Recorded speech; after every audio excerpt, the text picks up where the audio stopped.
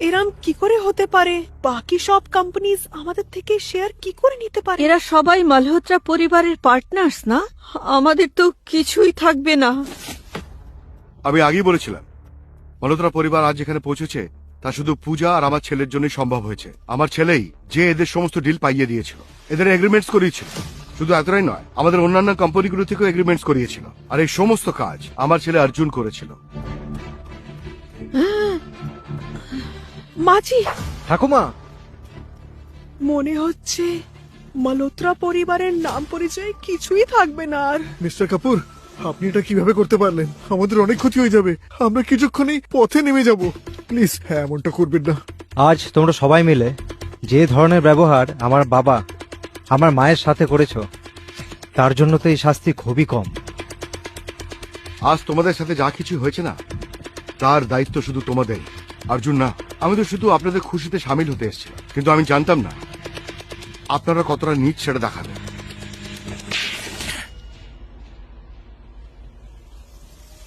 তুই সত্যি অপদার্থ ছেলে। পূজার ছবির সামনে যদি তুই মাথা নত করতিস, তাহলে তুই কি ছোট হয়ে যেতিস? তোর মতো অপদার্থ ছেলে ঈশ্বর কারুকে যেন না দেন। যা এখান থেকে।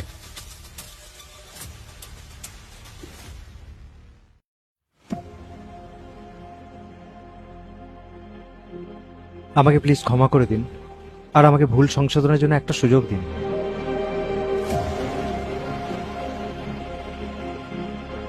আপনিও আমাকে ক্ষমা করে দিন, আর আমাকে একটা সুযোগ দিন।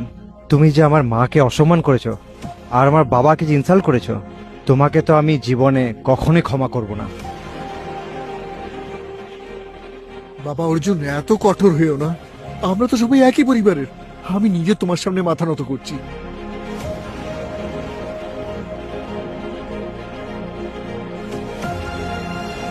তুমি আমাদের পুরো ব্যবসা বন্ধ করে দিয়েছো।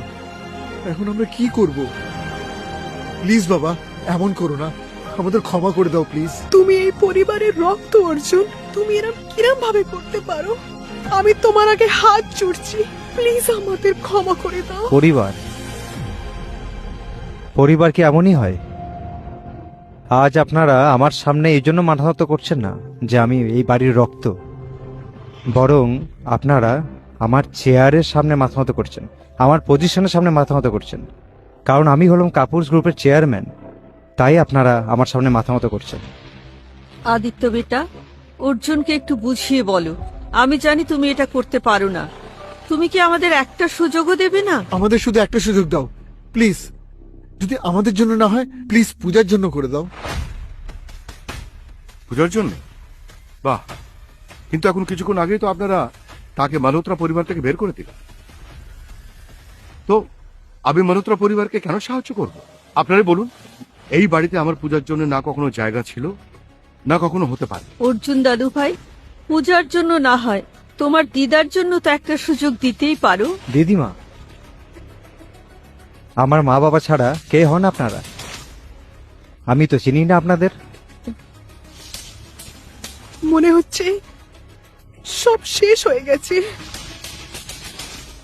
হ্যালো এভরিওয়ান, মালহোত্রাদের জন্য রঘুবংশী গ্রুপ 100 কোটি টাকার একটা ডিল অফার করেছি।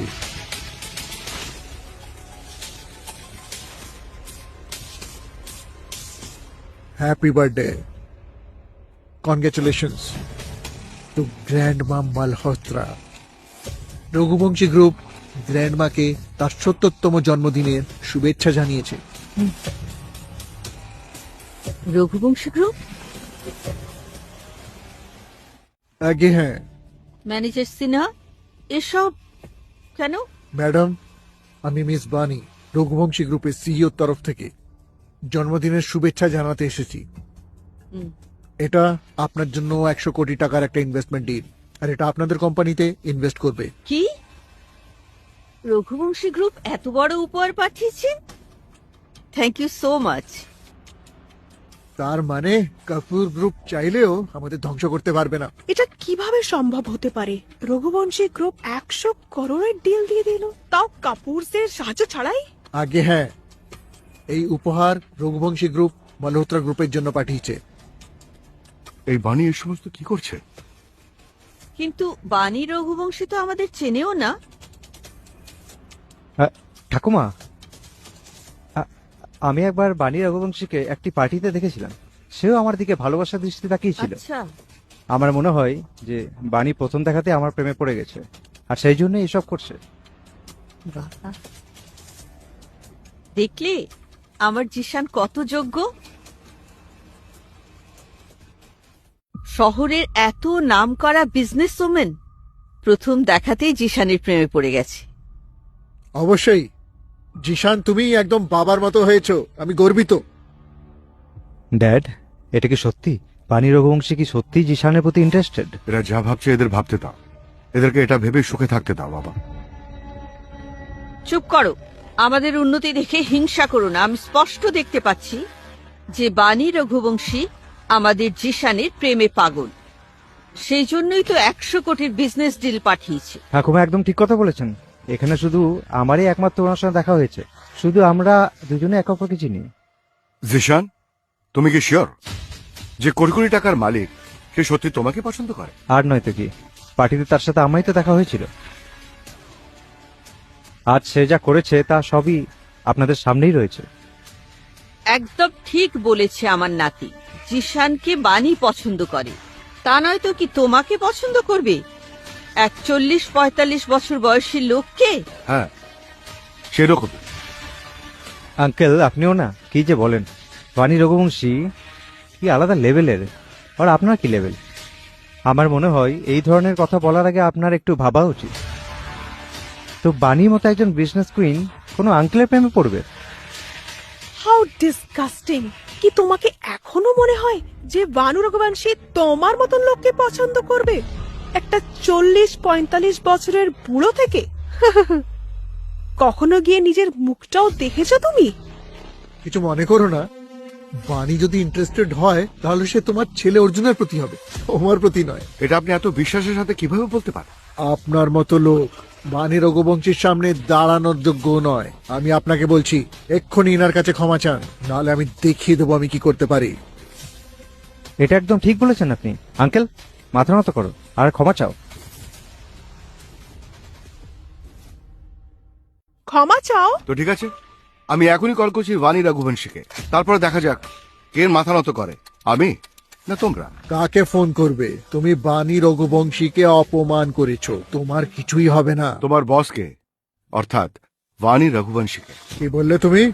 এখনো মিথ্যে বলছো? তোমার কাছে বাণী রঘুবংশীর ফোন নাম্বার আছে? তুমি কি ভাবছো বাণী রঘুবংশী তোমার উপর টাকা বৃষ্টি করবে? ওনার নজর আমার উপর রয়েছে, তোমার উপর নয়। ব্যাস ব্যাস, শুধু একটু অপেক্ষা করো, তারপর দেখা যাবে। কিসের জন্য অপেক্ষা করব? স্বপ্ন দেখো না তুমি। বাণী রঘুবংশী এই বিশ্বের সবচেয়ে রিচ ওমেন, সে কি তোমার মতন বুড়োকে পছন্দ করবে? মজা করছো? নাটক আর নির্লজ্জতারও একটা সীমা থাকে। আই হোপ 100 কোটির বার্থডে গিফট এতক্ষণে ওদের কাছে পৌঁছে গেছে, তাই না?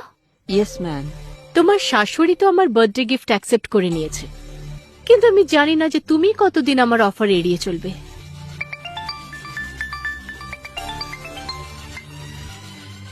হ্যালো বাডি, আমাকে ধন্যবাদ জানাতে ফোন করেছো নাকি আমাকে মিস করছিলে?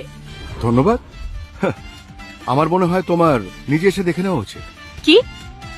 আই মিন, কি হয়েছে? Okay okay, just give me some time, আমি এক্ষুনি ওখানে পৌঁছাচ্ছি। ওকে? মনে হয় আমি আবার গন্ডগোল করেছি, নয়তো আমার গিফটটা ওদের পছন্দ হয়নি। সেনায় একটা কাজ করো, আর একটা স্পেশাল গিফট রেডি রাখো, ঠিক আছে? Okay ma'am. আমি নিজেই মালহোত্রা পরিবারের সাথে দেখা করতে যাব। কয়েক মিনিট তো হয়ে গেল, কোথায় মিস বাণী রঘুবংশী? এখনই এসে যাবে।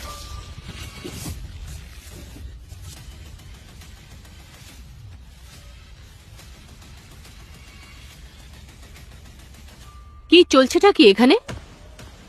মিস বাণী, আপনি সত্যি এখানে এসেছেন? আমার সামনে বাণী রঘুবংশী দাঁড়িয়েছে, নিজের চোখে বিশ্বাস করতে পারছি না। আমার যে শান্ত সত্যি অনেক লাকি। যাও বাবা, একবার গিয়ে দেখা করো। মিস বাণী,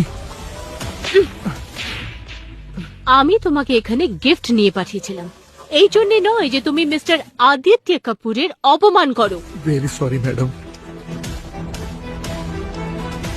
বাণী, তুমি এখানে আমার জন্য এসেছো তাই না? আমি ঠিকই ভেবেছিলাম, প্রথম দেখাতেই তুমি আমার প্রেমে পড়ে গেছো। প্রেম?